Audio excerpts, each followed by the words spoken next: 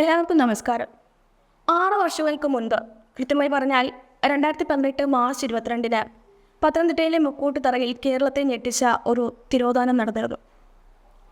പോലീസും ക്രൈംബ്രാഞ്ചും CBIയും അന്വേഷിച്ചും ദുരൂഹതയുടെ പുകച്ചുരുളുകൾ ഇനിയും അഴിയാതെ കിടക്കുന്ന ഒരു തിരോധാനം. അതെ, മുക്കൂട്ടുതറയിൽ നിന്നും കാണാതായ ജസ്ന തിരോധാനത്തെക്കുറിച്ചാണ് പറഞ്ഞു വന്നത്. ജസ്നയെ കാണാതായതിൻ്റെ ഉള്ളുരുകി കഴിയുന്ന ഒരു മനുഷ്യനുണ്ട്, ജസ്നയുടെ പിതാവായ ജെയിംസ് സാർ. ഇന്ന് മലനാടൻ വോയിസിനോടൊപ്പം ഉള്ളത് അദ്ദേഹമാണ്. നമസ്കാരം സാർ.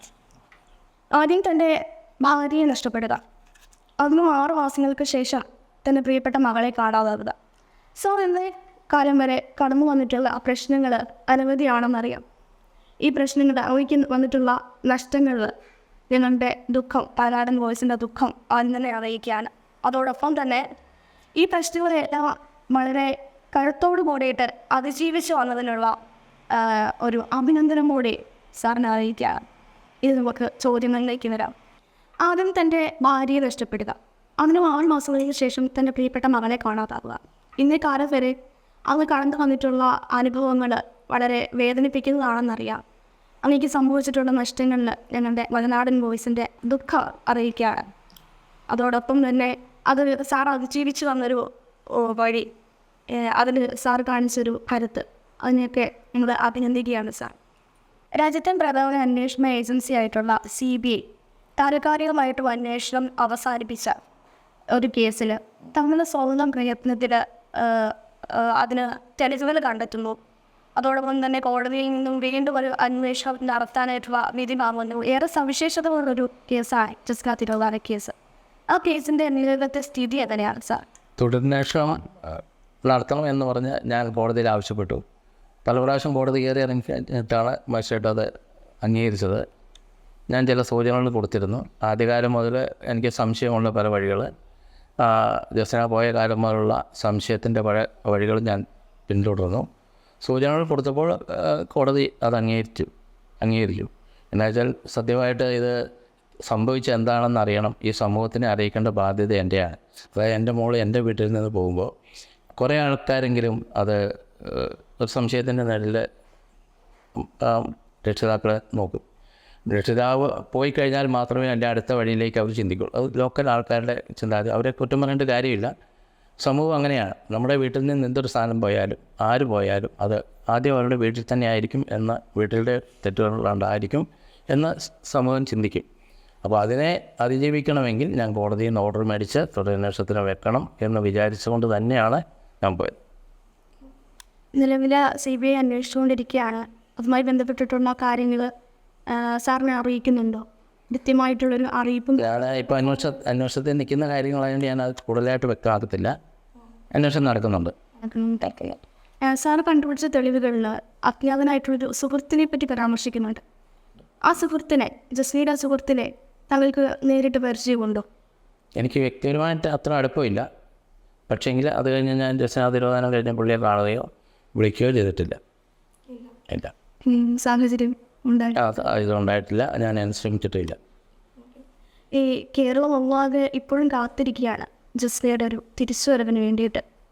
സാറിന് ഇപ്പോഴും ആ ഒരു പ്രതീക്ഷ ബാക്കിയുണ്ടോ, അവ തിരിച്ചു വരുമെന്ന്? അധികാരങ്ങളിലൊക്കെ ഉണ്ടായിരുന്നു, തിരിച്ചു വരുന്നൊരു പ്രതീക്ഷ ഉണ്ടായിരുന്നു. പക്ഷേ ഇപ്പോൾ ഞാൻ അന്വേഷണക്കാർക്ക് കൊടുത്തിരിക്കുന്ന, തുടരന്വേഷണക്കാർക്ക് കൊടുക്കാൻ സൂചന വെച്ച് അങ്ങനെ ചിന്താഗതിയിലല്ല കൊടുത്തിരിക്കുന്നത്. അപ്പോൾ നാട്ടിലെ ആൾക്കാർ ചോദിച്ചാൽ ജസ്ന വരില്ലേ, അവൾ അവിടെ ഉണ്ടെന്ന് പറയുമ്പോൾ ശരി വരും എന്നാണ് ഞാൻ ചിന്തിച്ചിരുന്നത്. ഞാൻ അങ്ങനെ ആൾക്കാരോട് പറഞ്ഞിരുന്നത്. പക്ഷേ ഇപ്പോൾ ഞാൻ തുടരന്വേഷണത്തിന് വെച്ചിരിക്കുന്നതിനകത്ത് തെളിവുകളൊക്കെ അവളെ ആരോ ട്രാപ്പിൽപ്പെടുത്തി അപായപ്പെടുത്തി എന്നുള്ള ചിന്താഗതിയിലാണ്.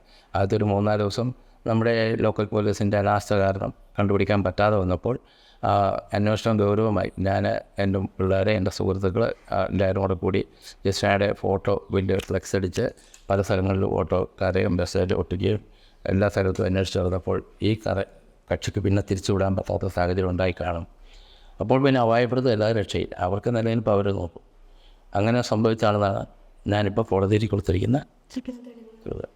ശരി സാർ. അപ്പോൾ ഈ ഒരു 6 വർഷക്കാലത്തിനിടയ്ക്ക് സ്വന്തം മകളെ നഷ്ടപ്പെട്ടു എന്നുള്ള വേദന മാത്രമല്ല സാർ അനുഭവിക്കേണ്ടി വന്നിട്ടുള്ളത്, അല്ലേ? അതിന് കഴിഞ്ഞൊക്കെ അപ്പുറത്ത് വാദിയെ പ്രതിയാക്കുന്ന തരത്തിൽ സാറിനെ തന്നെ ഒരു കുറ്റക്കാരനാക്കുന്ന തരത്തിലേക്ക് പലപ്പോഴും വാർത്തകളും കാര്യങ്ങളും ഒക്കെ ഉണ്ടായിട്ടുണ്ട്. പലരും അങ്ങനെ സാറിനെ കണ്ടിട്ടുണ്ട്. ആ ഒരു സാഹചര്യത്തിലൂടെ കടന്നു പോകുമ്പോൾ സാറിൻ്റെ മാനസികാവസ്ഥ എന്തായിരുന്നു? സാർ എങ്ങനെയാണ് അതിനെ തരണം ചെയ്തത്? നമ്മൾ കുറ്റക്കാരനല്ല എന്ന് നമുക്ക് തീർച്ചയായും അറിയാമല്ലോ. നമ്മുടെ ഭാഗത്ത് മിസ്റ്റേക്ക് ഇല്ല എന്ന് നമുക്ക് ബോധ്യം ഉണ്ടെങ്കിൽ, നമുക്ക് സത്യം അതാണെന്ന് ബോധ്യമായാൽ നമുക്ക് തെളിയിക്കാൻ പറ്റും. അതുപോലെ അതിജീവിക്കുകയും ചെയ്യണം. എന്ത് പ്രശ്നം ഉണ്ടായാലും നമ്മൾ മാനസികമായിട്ട് തകർന്നു പോയി, അല്ലെങ്കിൽ കൊച്ചിനെ കാണാതെ പോയതിൻ്റെ പിറ്റേ ദിവസം ഞാൻ പോയി ആത്മഹത്യ ചെയ്താൽ, അല്ലെങ്കിൽ ഞാൻ എന്തെങ്കിലും കടുകൈ ചെയ്താൽ, അപ്പോൾ അത് തെളിയിക്കാൻ പറ്റുന്നില്ല. അപ്പോൾ ഈ സത്യം തെളിയുന്നവരെ നമ്മളിവിടെ കാണാം. സത്യം തെളിയിക്കുന്ന ആ വഴികളിൽ വരെ ഞാൻ ഇവിടെ ജീവിച്ചിരിക്കുക തന്നെ ചെയ്യും. ഞാൻ നമ്മൾ കാഞ്ഞിരപ്പള്ളി രൂപയുടെ ഒരു ദർശകൻ എന്ന് പറഞ്ഞൊരു മാഗസിനകത്ത് 2-3 പ്രാവശ്യം കൊടുത്തിട്ടുണ്ട്. തെളിയുന്നവരെ നമുക്ക് ഉള്ള ദൈവം ജീവിക്കാൻ അവസരം തന്നാൽ മതി എന്ന് ഞാൻ പറഞ്ഞിട്ടുണ്ട്. അങ്ങേ ഏറ്റവും കൂടുതൽ ക്രൂശിച്ചത് മാധ്യമങ്ങളാണ് എന്ന് തോന്നിയിട്ടുണ്ടോ? മാധ്യമങ്ങളുടെ പങ്ക് എന്തായിരുന്നു ഈ ഒരു കേസിൽ? ആകമാനം പോസിറ്റീവായിട്ടും നെഗറ്റീവായിട്ടും ഉണ്ടാകും. എന്തൊക്കെയായിരുന്നു എന്ന് പറയാം. മാധ്യമങ്ങൾ ഏത് കേസ് കിട്ടിയാലും അതിനെ വളച്ചൊടിക്കും. അത് നല്ല രീതിയിൽ കൈകാര്യം ചെയ്യുന്ന മാധ്യമപ്രവർത്തകരുമുണ്ട്, മോശമായി ചിന്തിക്കുന്ന ആൾക്കാരുണ്ട്.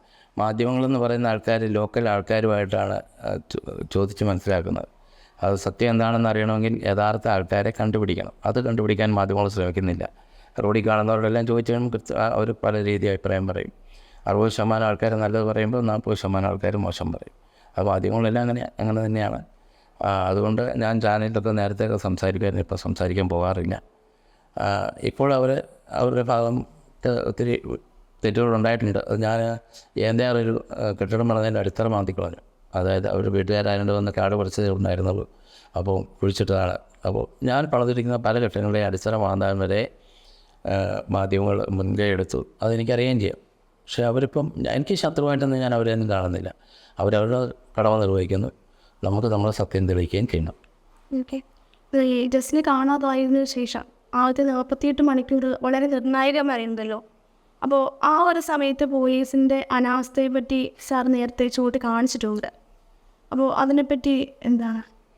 അത് ഒരു കൊച്ചു പോയി 10-20 ദിവസം ഒരു പെങ്കച്ച് കോളേജ് പഠിക്കാൻ ഒരു പെങ്കച്ച് പോയാൽ തീർച്ചയായിട്ടും ആരെയും കൂടെ പോയി 2 ദിവസം കഴിഞ്ഞ് അല്ലെങ്കിൽ 4 ദിവസം കഴിഞ്ഞ് വരുമെന്നൊരു ചിന്താഗതി പോലീസിൻ്റെ ഭാഗത്തുനിന്ന് ഉണ്ടായിട്ടുണ്ട്. അത് പറ്റാതെ വന്നപ്പോൾ ഞാൻ രാഷ്ട്രീയ തലത്തിലും എല്ലാതൊക്കെ പിടിച്ചിട്ടാണ് അന്വേഷണം ഊർജിതമാക്കി കൊണ്ടുപോയത്. ഓക്കെ. അപ്പോൾ സാർ ഇത്രയും പ്രശ്നങ്ങളിലൂടെയൊക്കെ കടന്നു വന്നു. ഒരുപാട് കാര്യങ്ങൾ അതിജീവിച്ചാണ് സാർ ഇതുവരെ എത്തിയത്. അപ്പം ഓരോ പ്രശ്നങ്ങളെയും ഇങ്ങനെ തരണം ചെയ്തു വരുമ്പോൾ സാർ എന്തെങ്കിലുമൊക്കെ പഠിച്ചിട്ടുണ്ടാകും, അല്ലെങ്കിൽ കൂടുതൽ കാര്യങ്ങൾ മനസ്സിലാക്കിയിട്ടുണ്ടാകും അല്ലേ? അപ്പോൾ അതിൻ്റെ വെളിച്ചത്തിൽ ഇന്നത്തെ ഈ സമൂഹത്തിനോട്, പ്രത്യേകിച്ചും വളർന്നു വരുന്നൊരു യുവതലമുറയോടോ അവരുടെ മാതാപിതാക്കളോടോ എന്തെങ്കിലുമൊക്കെ ഒരു മെസ്സേജ് കൊടുക്കാറുണ്ടോ സാർ? തീർച്ചയായിട്ടും ഉണ്ട്. അതായത് ഇങ്ങനെ അവനവൻ്റെ സ്വന്തം വീട്ടിലൊരു പ്രശ്നം ഉണ്ടാകുമ്പോഴേ അതിൻ്റെ വേദന എന്താണെന്ന് അറിയത്തുള്ളൂ. മറ്റുള്ളവർക്കെല്ലാം നിന്ന് പറയാം. അതുപോലെ ഞാൻ ഞങ്ങളുടെ ഈ ഓഫീസിൻ്റെ അവിടെ നിൽക്കുന്ന ആൾക്കാരോടും, വണ്ടിയെ വന്നിറങ്ങുന്ന ആൾക്കാരോടും, കുഞ്ഞുങ്ങളെ നോക്കി നിൽക്കുന്ന മാതാപിതാക്കളോടൊക്കെ ഞാൻ സംസാരിക്കാറുണ്ട്. പിള്ളേർക്ക് ന്യായമായ അറിവുകൾ കൊടുക്കുക. എൻ്റെ കൊച്ചിന് അറിവില്ലാതെ പോയെന്നല്ല ഞാൻ പറഞ്ഞത്. അറിവുകൾ കൊടുക്കുക, അവരെ സൂക്ഷിച്ച് കൈകാര്യം ചെയ്യുക. പിള്ളേരുടെ മനസ്സ് നമ്മൾ പഠിക്കണം. പിള്ളേരുടെ മനസ്സ്, അവരുടെ ചലനങ്ങൾ നമ്മൾ പഠിച്ച് അവർക്ക് വേണ്ടി ചില കാര്യങ്ങൾ ചെയ്തു കൊടുക്കണം. പിന്നെ ജസ്നായിക്ക് ഫോണില്ലാത്തൊരു പ്രശ്നമായി. ഇപ്പോൾ എല്ലാ പിള്ളേർക്കും ഫോണുണ്ട്. ജസ്നായിക്ക് ഫോണില്ലാതെ പോയി. ഫോണുണ്ടായിരുന്നെ അങ്ങനെയും കണ്ടുപിടിക്കാമായിരുന്നു. നമ്മൾ ദർശകൻ മാഗസിൻ കൊടുത്തിട്ട് ഇതുപോലെ തന്നെ നമുക്ക് നല്ല വഴികൾ കൊണ്ട് കാണിച്ചു കൊടുക്കേണ്ടി വരും പിള്ളേർക്ക് വേണ്ടി.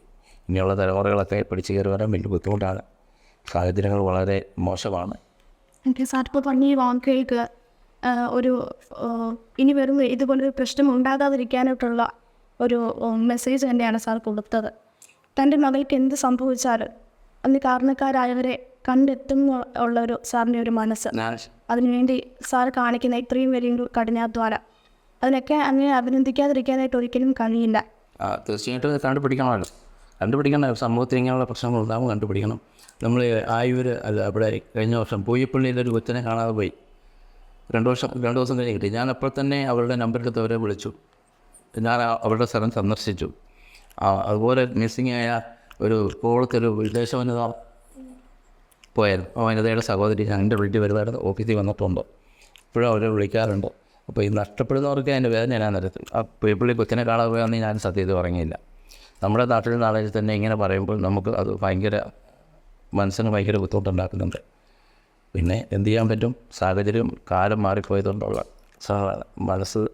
മനുഷ്യൻ തമ്മിൽ ബന്ധങ്ങൾ അകന്നുപോയി. അതാണ് എൻ്റെ പ്രസ്ഥാനം. ജസ്ന എന്ന മകൾക്ക് വേണ്ടി ജെയിംസ് എന്ന് പറയുന്ന ഈ പിതാവ് നടത്തുന്ന ഇത്രയും വലിയൊരു പോരാട്ടം, ആ ഒരു പോരാട്ടത്തിൽ ഒരിക്കലും സാറ് തനിച്ചല്ല എന്നൊന്ന് ഓർമ്മിപ്പിക്കുകയാണ് സാർ ഈ ലോകത്തുള്ള എല്ലാ മലയാളികളും. അതുമാത്രമല്ല ഈ മലനാടൻ വോയിസ് എന്ന് പറയുന്ന ഈ ചാനലും ഇനി ഈ കേസിൻ്റെ മുമ്പോട്ടേക്കുള്ള എല്ലാ വഴികളിലും അങ്ങയോടൊപ്പം തന്നെ ഉണ്ടാകും. സത്യം എന്തായാലും പുറത്തു വരണം. ജസ്നയ്ക്ക് എന്ത് സംഭവിച്ചാലും അത് പുറത്തേക്ക് അറിയണം.